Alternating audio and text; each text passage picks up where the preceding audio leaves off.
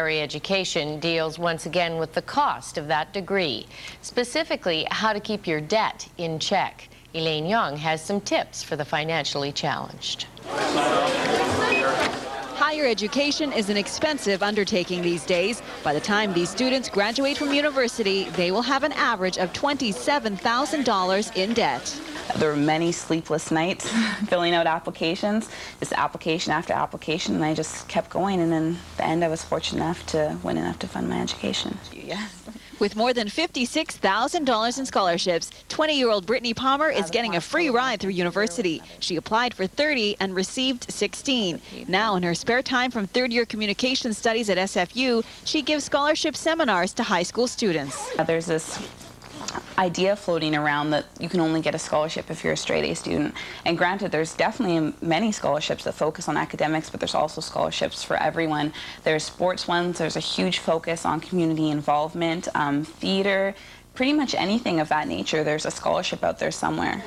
But whether it's free money or borrowed money, experts say the tough part for most students is managing it. It's easy to fall prey to bad spending habits, with credit card debt one of the biggest problems, especially since most students have little or no income. The other pitfall for a lot of students now, besides credit cards, cell phones.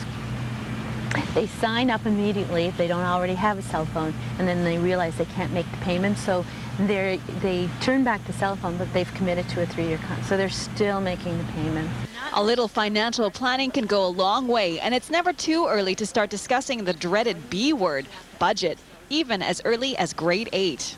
We encourage students that they should put themselves on a student budget.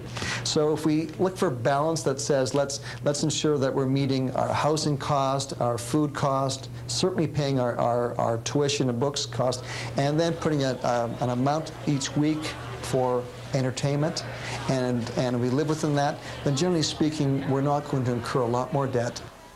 Brittany Palmer certainly knows the value of financial planning. She might even graduate with some money in her savings account. I'm so thankful that I put in all that work then, because it definitely makes things a lot easier now.